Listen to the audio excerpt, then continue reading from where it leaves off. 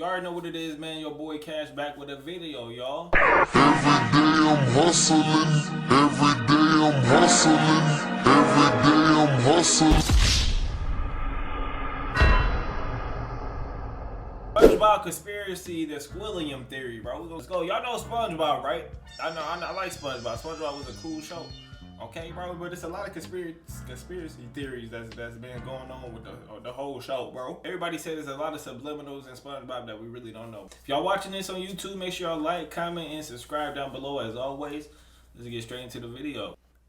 Squilliam Fancyson, Squilliam Fancyson. Squilliam Fancyson III is Bro, I always thought this was like Squidward brother or something on the low. Squidward's rival from high school band class. So, I just took my private yacht across my private lake to my private heliport. He's more wealthy, popular, and talented than Squidward, and he always rubs it in his face. That's right. I'm living your dreams, Squidward. Oh, just succeeding in everything you failed in. But I intend to prove that he's a fraud, using his wealth to make himself seem more popular and talented than he actually is. He goes to ridiculously extreme and expensive lengths to humiliate Squidward and show his... who all got Squilliams in it, you feel me? Y'all know a lot of people that's Squilliams around this motherfucker, okay? superiority, and I'm gonna prove it.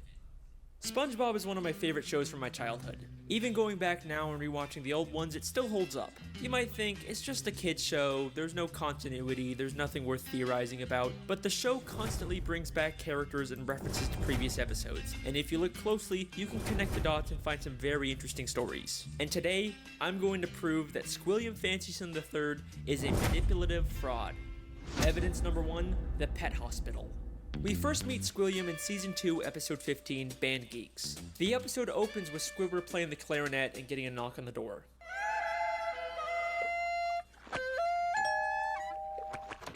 Yeah, we're with the pet hospital down the street, and I understand you have a dying animal on the premises. Immediately after, Squidward gets a call from Squilliam. Hello, you've reached the house of unrecognized talent. Please start after the... Sounds as though you've got a dying animal to attend to, eh, old chum? I believe that not only was Squilliam spying on Squidward to know when he was playing his clarinet, but he also hired the doctor to come and embarrass Squidward. Yeah, we're with the pet hospital down the street. Pet hospital down the street. We have never seen a pet hospital in Bikini Bottom. We've only ever seen just the regular Bikini Bottom hospital. Facts, bro. What type of shit is that, bro? That's some weirdo shit. We've seen this purple doctorfish before, but once again, he's never worked at a pet hospital. We've only ever seen him at the regular general hospital. Well, Mr. Squarepants, it seems you have the suds. Are you ready for your treatment? Then there's this green fish behind him, and we've only ever seen him as one of the many identical paramedics that work at the Bikini Bottom Hospital. We even see him at the end of the episode to take Squilliam away after fainting. So it is very likely that Squilliam hired these two and told them to pretend like they're from a pet hospital just to humiliate Squidward. But this is just the start of Squilliam's elaborate lies. Evidence number 2, the bubble bowl. Bro, that's crazy. I didn't think about that. I really didn't think that deep, bro. Like, people be really thinking deep when it comes to SpongeBob and cartoon shows, bro. Same episode, Squilliam also says, I'm the leader of a big fancy band now, and we're supposed to play the Bubble Bowl next week. The problem is, I'm busy next week and can't make it, so I was hoping you and your band could cover for us. But we've never seen Squilliam's band before, and despite claiming he's too busy to make it to the Bubble Bowl, he still shows up at the end to watch Squidward's band. So both his excuse and probably his band were made up to pressure Squidward into humiliating himself at the Bubble Bowl. Evidence number 3, Squilliam's friends. Whoa. In Season 3, Episode 8, Squilliam returns. Squidward leaves for work and conveniently bumps into Squilliam and all of his fancy friends, despite Squilliam not seeming like the kind of guy that would come near the Krusty Krab. He and his friends make fun of Squidward for working as a cashier. Hold it! Don't tell me! You're a cashier! Don't lie. Lying always makes it worse. But I believe that this encounter was planned out by Squilliam in advance, and he hired all of those people to pretend to be his friends. Take a look at Squilliam's friends. They're all nicely dressed, you kind of get the sense that they're fancy, high-status members of Bikini Bottom, but they aren't. This is more like what the fancy rich people in Bikini Bottom look like. These are just some regular Bikini Bottom citizens. Most of them usually don't even wear nice clothes like this. And most of them are regulars at the Krusty Krab and would already... Exactly, I was about to say, I see every one of these characters at the Krusty Krab, bro. You feel me? All them characters be at the Krusty Krab. And Squilliam funny, bro. He got some real evil intentions behind Squidward, man. already know Squidward is the cashier. My daddy doesn't have enough slime! These are not the type of people Squilliam would hang out with. I mean, why would Squilliam be hanging out with one of Pearl's teenage friends? At the end of the episode, Squilliam even admits to his whole life being fake. I made everything up about my life. I have no yachts, jets, or anything. I was only trying to impress you. And then, of course, he quickly says he's just kidding. Is that true? Of course not! I'm filthy stinking rich! But was he kidding? I mean, obviously he's rich, but is there a nugget of truth in there? Evidence number 4, the statue. In Season 7, Episode 6, Squidward has to pick up trash for community service, and Squilliam once again conveniently bumps into him and reveals he's cleaned up so much trash that the city actually built a statue of him. Maybe if you clean up Bikini Bottom, they'll build a statue of you. Oh wait! They've already built one. Of me! I cleaned up all of Bikini Bottom in only 1 week. I believe that once again, this encounter was staged by Squilliam, and he actually paid to get that statue built. As Squilliam tells Squidward about the statue, a female fish admires it and says, Bless you, Squilliam Fancyson. Bless you. but if you remember, this is one of those friends Squilliam likely paid, making her whole comment feel very fake. By the end of the episode, Squilliam's statue gets destroyed. A police officer approaches and they have this exchange. This is your statue? It was. Squilliam admits that it's his statue, not the city's. And why else would the officer give him specifically a ticket if it was city property? Evidence number 5. Well, goddamn, bro. Squilliam be going out his way to do this to Squidward, bro. Squidward don't even gotta do nothing, bro, and he gonna piss Squilliam off, man. Like, what he doing? Community service, Squilliam. Chill out. Relax. The concert. In Season 6, Episode 17, Squidward watches Squilliam play the clarinet at a big fancy concert. He receives a standing ovation, causing Squidward to leave angrily. But I believe this entire concert is a scam. Not only has the audience been paid to cheer, but Squilliam never even touches his instrument.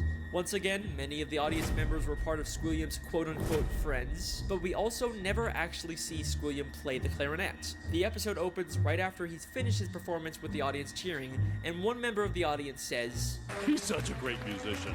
He doesn't even have to touch an instrument to be brilliant. maybe the real reason Squidward leaves so angrily is because the audience cheered for Squilliam even though he never even touched his clarinet. Maybe Squilliam is just as bad as Squidward at the clarinet and he's trying to hide it. Squilliam has gone to some pretty extreme lengths just to humiliate Squidward, but nothing, and I mean nothing, compares to what he does next. Evidence number 6. The Music College. In the same episode, after Squidward leaves the concert, he's approached by the headmistress of the Bikini Bottom Bro, it just seems like every time Squidward is doing good, bro, it's always somebody like Squilliam that come out of nowhere, man. prestigious music college. Aren't you the esteemed Squilliam Fancyson III, who we all came here to see perform tonight? She mistakes him for Squilliam and offers him a position as a professor. Squidward pretends to be Squilliam and teaches a class, only for the police to burst in and arrest him, all while he's being filmed on live TV. And I believe that this is Squilliam's most elaborate and most expensive scheme to destroy Squidward both publicly and legally. This encounter where Squidward gets offered a job is already suspiciously convenient, but listen closely to their exchange. I'm Squilliam Fancyson. But didn't you just say a minute ago that your name was Squidward Q Tentacles? It is. No, I didn't. Well, that's a relief. I mean, what kind of a moron would go to their worst enemy's music recital? What kind of moron would go to their own enemy's music recital? How does she know that Squidward and Squilliam are enemies? If she knew who Squidward was, then why didn't she recognize That's him? Why would crazy, she bro. mistake him for Squidward?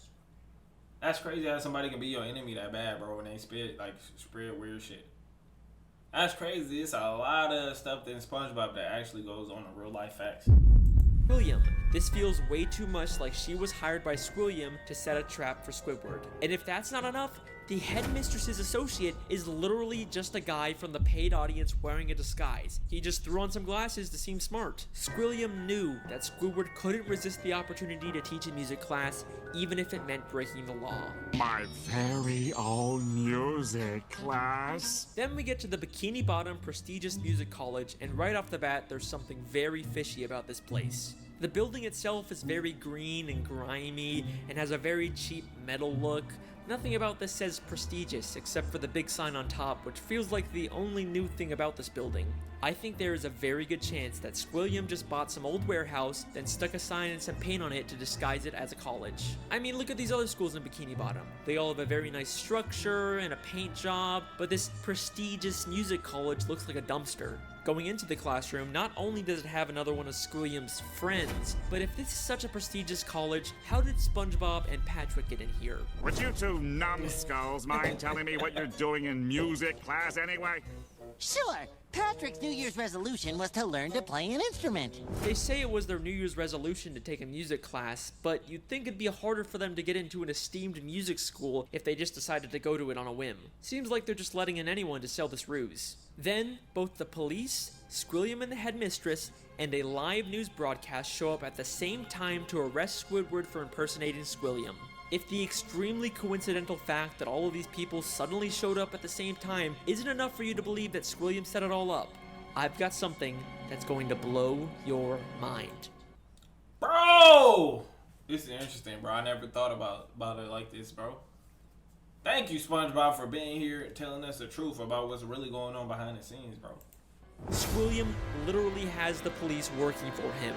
Squidward Chew Tentacles, I'm placing you under arrest for impersonating a genius. If that doesn't sound like he's been paid off, I don't know what does. The lengths that Squilliam goes to humiliate Squidward are insane. He literally builds statues and entire buildings just to make Squidward feel inferior. But why? Why would anyone go so far to embarrass an old high school band classmate? What happened between them? What could have caused this extreme level of dedication? Well, unfortunately, we never really get much information on their past. I've spent hours reading through the SpongeBob Wikipedia and looking at old episodes, and there really just isn't any clues that would explain their weird relationship. I guess we can't solve everything, but either way, that's dope, bro. I never thought about it like that. I feel like this is true though. I feel like Squilliam was definitely doing this, bro. Like, bro, but the thing is, I wanna know what Squidward did to Squilliam. Facts, we gotta figure that out. Now I know what you did when you did what you